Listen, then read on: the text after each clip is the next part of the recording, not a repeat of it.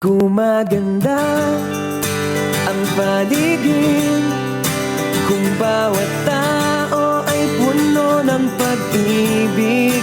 Napapawi ang bigati, masilayan lang ang iyong ngiti.